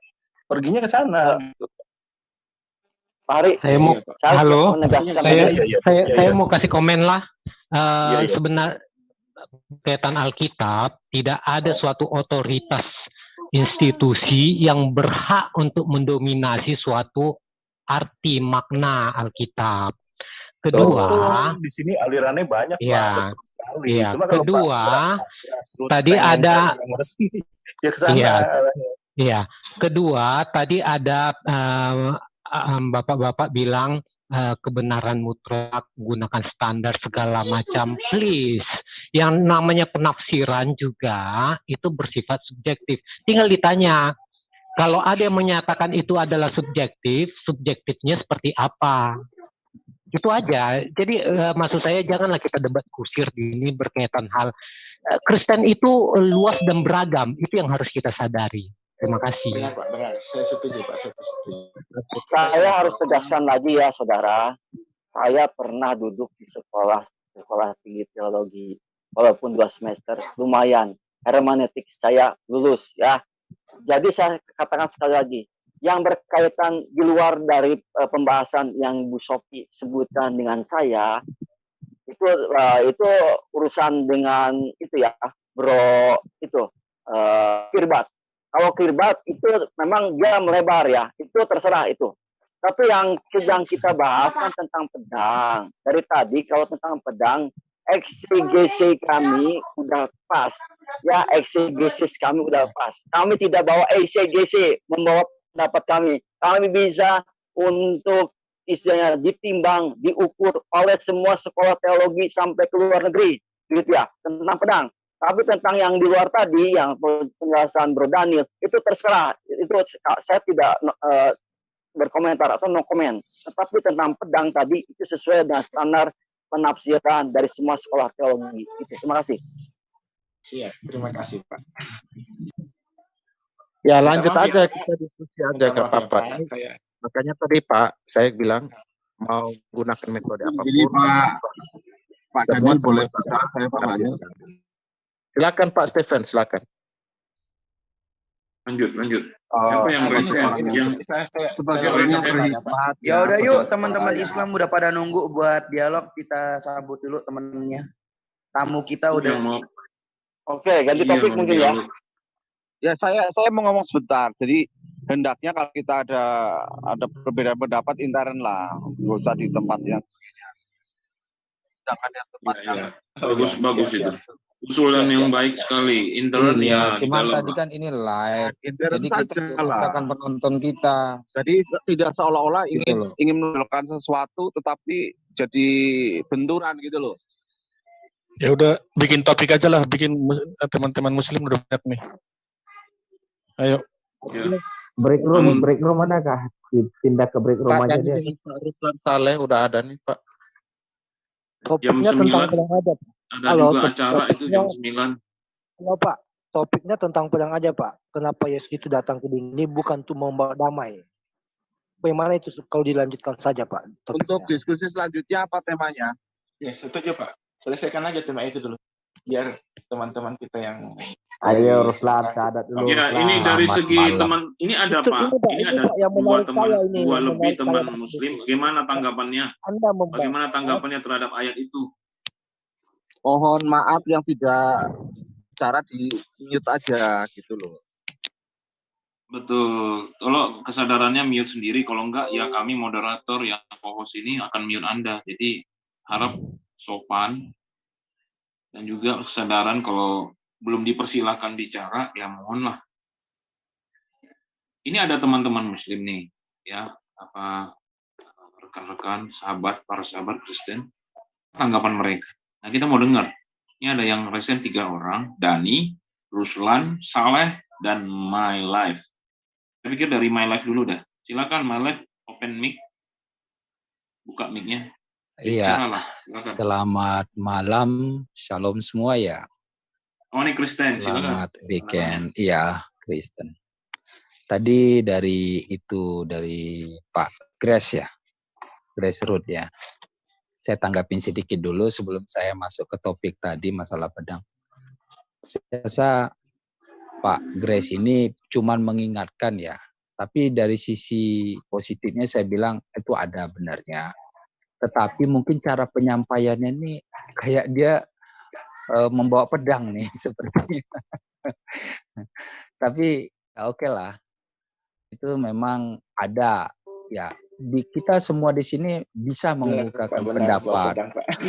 Nah, kita semua bisa membawakan pendapat. Sekalipun saya bilang ada yang kurang sempurna ya. Istilah sempurna itu kan relatif juga. Nah, itu yang dia maksud. Jadi kalau itu menjadi suatu kebenaran, tapi kalau selama itu tertulis, ada hal-hal yang memang kita mengerti benar tentang itu. Ada hal-hal yang susah kita mengerti. Nah, mungkin bagian-bagian yang susah kita mengerti jangan kita langsung jeburkan untuk menarasikan dengan seenaknya gitu. Mungkin itu maksud Pak Grace ya. Saya bukan bela dia juga gitu. Tapi yang maksud saya ada hal yang kita memang nggak tahu, kita tahu-tahukan. Itu nggak boleh gitu. Artinya tulus saja kita memang nggak ngerti, tolong mungkin siapa yang ngerti gitu. Ini paguyuban inilah, kita anggap di paguyuban ini memberikan, mungkin ada yang lebih tahu ya, kita saling melengkapi. Saya bilang jadi diskusi di sini harus saling melengkapi lah, jangan memberikan narasi yang sebenarnya ya boleh di luar sedikit, tapi ada apa namanya itu, kita bisa menarik benang merahnya masing-masing. Kalau ada yang nggak setuju, kita pahami ya, dalami, kayaknya nggak pas ya jangan dipaksakan kita saya bilang saya nggak setuju gitu ya, nggak juga gitu, karena mungkin pemahaman kita juga kurang. Jadi ada plus ada minusnya ya, kita terima dan kita sadari, kita sama-sama belajar itu, kita saling melengkapi di sini, itu aja sih. Nah, masalah pedang nih, itu saya kita udah bahas itu kalau kita lihat narasinya itu udah jelas itu sebenarnya. Itu Yesus itu datang, itu kan dalam hal keluarga saja. Ada yang percaya Yesus, ada yang enggak.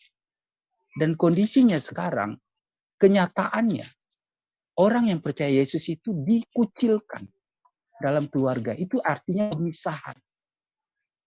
Itu. Jadi kita nggak menampik banyak kejadian-kejadian anaknya diusir lah, tidak dapat harta warisan lah, itu banyak sekali. Itu yang dimaksud bawa pedang. Lu percaya saya atau percaya orang tuamu, atau kamu mengasihi saya atau mengasihi orang tuamu, kan banyak tuh ayat-ayat tuh. Kalau lebih itu istilahnya membawa pedang gitu, memisah. Jadi kalau pedang itu memotong memisahkan, membelah dua, yaitu atau memotong itu, memisahkan dari satu bagian menjadi terpisah dengan yang tadi satu. Misalnya satu keluarga, ada anaknya, ada bapaknya, ibunya gitu. Siapa yang percaya Yesus di antara itu siap-siap terima untuk resikonya gitu. Itu yang dimaksud pemisahan. Siap-siap dikucilkan, siap-siap dihina, siap-siap diin. Itu maksudnya. Jadi kita nggak usah menafsirkan terlalu. Itu jelas sekali cerita itu akan memisahkan orang tua dari ininya. Itu kan pemisahan. Itulah lambang pedang itu di situ. Memisahkan, memotong. Nah, gitu. Bahkan ada yang tidak mengakui anaknya. Aku tidak akan mengakui kamu sebagai aku kalau kamu masih menjadi orang Kristen gitu. Ada yang sampai begitu. Itu memisahkan. Itulah maksudnya. Nah, itu dulu dari saya. Terima kasih.